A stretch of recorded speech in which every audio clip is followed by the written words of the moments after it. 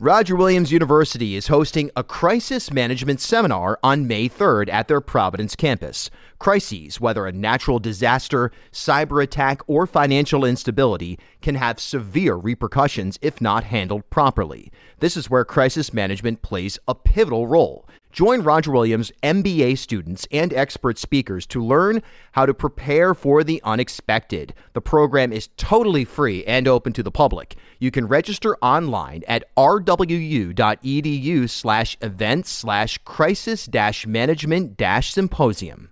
This is the Bartholomew Town Podcast. All right, so today we're talking about an issue that is one of the atrocities of our time, and it's something that doesn't get anywhere near enough attention. And we see this, and I should say it doesn't get anywhere near enough attention in mainstream press, in conversation, and that is the war in Yemen, which is, I mean, we could go all day explaining the conflict in detail and the fundamental principles behind why the U.S. is involved and how they're involved via funding and so on and so forth. But I think focusing today on really a call for, on a local level, Senator Jack Reed, who is the chairperson of the Armed Services Committee, to address this issue and basically stop funding this atrocious war. And we're joined by Mira Mehta, who is part of a protest that is going to take place this afternoon. We're recording on Wednesday. This is going to be in Kennedy Plaza outside of Senator Reed's office. But, you know, first of all, thanks for coming on the show. And I guess just explain to everybody your background. And, you know, I know you're a student at Brown, but explain, if you would, what your story is. Oh, hi, Bill. Thanks so much for having me. I'm a sophomore at Brown, but I got involved in these issues almost 6 years ago now through STAND, which is the student-led movement to end mass atrocities. And we're a network of student activists who look at atrocity issues that are often overlooked by mainstream media and talk about the role that the U.S. has and try and educate people and take action against them. Pretty straightforward. This would fit the bill perfectly. And look, you know, we've seen this in my lifetime, which includes your lifetime. You know, I'm a millennial. We've seen this play out in different pockets, usually in West Asia, Sub-Saharan Africa, the global South. That's where these places, that's where these types of conflicts play out, which are conveniently out of mind, out of sight for much of the global North and much of the mainstream press.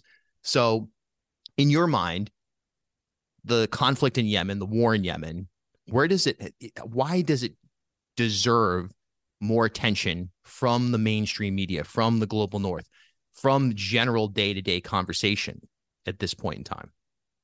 Yeah, I think in the US, there are two really big reasons that we should care. I mean, you know, a lot of issues. But first is that the United States is a major player in fueling this war. It's technically a civil war, but it's been fueled by a Saudi-led coalition that the United States has backed. And we play a really big role in supporting the war and the humanitarian crisis that has been going on there, but we don't acknowledge it. And it's really important for us to think about that and take accountability for the role that we're playing in the war. But on just a human level, it's a massive humanitarian crisis. 80% of the population is in need of humanitarian aid. That's 23 million people, which is, for context, larger than the population of Florida. So you think about the scale of disaster there. We just, as people, should be coming together to think about what we can do to make a difference and to stop the violence.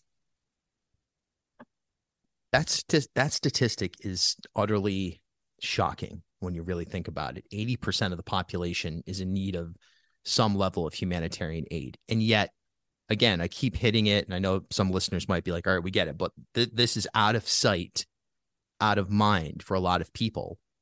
And I don't know if that's simply because humans only have a certain amount of certain capacity for evaluating and processing the realities of the world.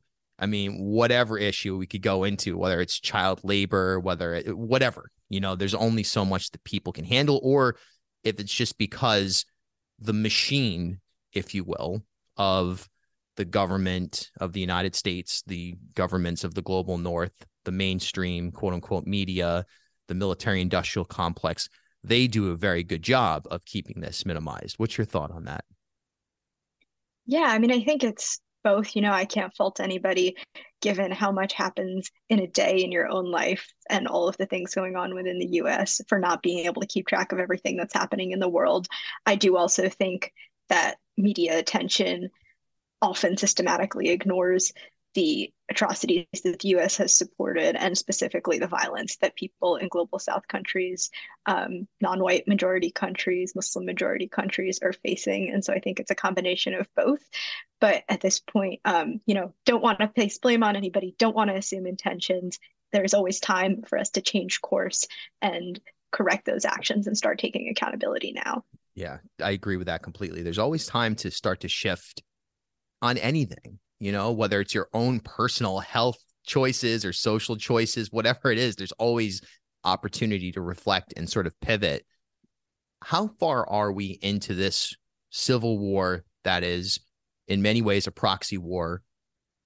Is there a chance that if action is taken and the US ceases its contributions to the Saudi backed rebels, so to speak, or I should say the Saudi-backed operations, is there a chance that this crisis can be stopped and Yemen can effectively rebuild? Or are we at a point now where we're looking at, even if there was a ceasefire today, even if there was a detente today, that this country, this nation is entirely devastated, and now we're looking at a humanitarian crisis just of a magnitude that we can't even comprehend just to get this place, this region back in some level of acceptable status? Yeah, so I think that's a really good question, but maybe I think the only way to move forward is to believe that you can rebuild it. It's going to be definitely a long task. The war is, as of this month, entering its ninth year. And the UN has been trying to raise money for more humanitarian efforts. So it's definitely going to be a large challenge, but it's not one that can be met without ending the war first. And just want to give a little bit of context on what's happening there. Just to clarify, the Saudi-led coalition is backing the internationally recognized government. Yes. The rebels are the other side. But really what we've seen is that both sides have committed atrocities and there are no saints here. It's just not working. The war has also, there was a truce last year, so there is a possibility for conflict to end. That truce went from April to about October, but then the truce expired and slowly tensions and violence have been escalating again. So I think what we're seeing is that there is an opportunity for peace to be achieved and for hostilities to end, but we have to act now. What's your message to Senator Jack Reed, whose office you're going to be protesting outside of today? He's the Armed Services Chair. What's your message to him? Yeah, we're calling on Senator Reed to support a reintroduced war powers resolution. So around the Vietnam War, Congress introduced the War Powers Act to force the president to have to get congressional approval for military operations that are happening. But this war in Yemen has had U.S. participation at varying extents for the past 8 years without any congressional authorization. And we're calling on Congress and Senator Reed specifically to support a bill that enforces that only Congress has the right to declare war and would then force the United States to end its military operations in Yemen. Pretty straightforward. Have we just gone off the rails? Have we gotten to a point where our engagement on a global basis is just totally out of control? And, the checks and balances of what once was a role of the Congress have just gotten so, it's almost like, whatever. Do you feel that way? I mean, that's what it feels. I feel like we're living in a world where, conflict is governed extrajudicially, extra governmentally. It's become something outside of the realm of what was designed, even in the United States Constitution or in any kind of reasonable understanding of, any type of binding resolutions that currently exist on a global basis. Yeah, for the past 2 decades, we've been engaged in a lot of military operations in the Middle East that have um, I'm not going to say no congressional backing because there's a lot of creative legal work that's done there, but have very little and dubious congressional approval. And we haven't had a declaration of war since I think World War II, but we have had a lot of military operations. So we're seeing that there's clearly a disconnect there. And this particular war has really had no congressional authorization. All right. My last question for you is for anybody out there who wants to get involved in this effort. They can look to the humanitarian side. They can look to the activist side. They can look to all of it. I mean, they could run for office. There's an open congressional seat. I don't know what that would necessarily do. A junior rep from Rhode Island isn't going to end any global conflict. But what should people that are hearing this and they're saying, man, I need to get involved? What's your advice to somebody that wants to engage in this process? Yeah, so first of all, if you have time today, you can come join us at 4:30 at Kennedy Plaza to demonstrate outside of Senator Reed's office. But it doesn't need to be that much of a time commitment. You can call his office to 202-224-3121, and you call to ask to be connected to Senator Reed's office.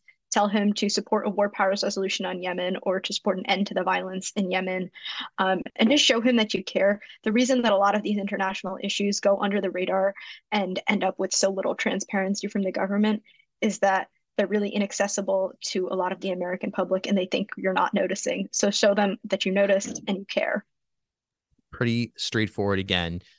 Great work on this. I think there's a void in addressing these types of issues nationally, and it takes people stepping up, recognizing an atrocity, especially one. I mean, let's be honest about it. People are flying Ukraine flags and this, that, and the other. And look, the not to knock that. I mean, you can do whatever you'd like, but we are living in a time where right outside of our peripheral vision, just beyond like what you kind of glance at, there's this horrible reality. And some people would say, well, that's, it's for a law and order on a global level type of situation, but there's so much hypocrisy involved in a lot of these conflicts as well. And our alliances as a nation are oftentimes with nations that are completely opposed to anything that resembles our values. So we've got to raise these issues. It's not about calling people out for not caring, but it's about calling attention to something so that people who do care can focus in. Absolutely. Yeah. There is time to learn more and to take action. Mira, thanks so much for your time. Appreciate it very much. Awesome. Thank you. This episode is brought to you by the University of Rhode Island Online, who are offering a cannabis certificate program. The legalization of recreational cannabis that went into effect last year can open doors for your career. If you are already in the industry or wondering what is the best path to break into the cannabis field, the University of Rhode Island has that program I just mentioned to help you become highly competitive in numerous areas of the cannabis industry. Fully accredited by URI's College of Pharmacy, their certificate program is 100% online, and it can be completed in just 2 semesters. The next application deadline for the summer 2023 session is April 4th, coming right up. Mark your calendars, right? Courses start May 9th. Learn more at uri.edu/online/cannabis or give them a call, 401-874-5280.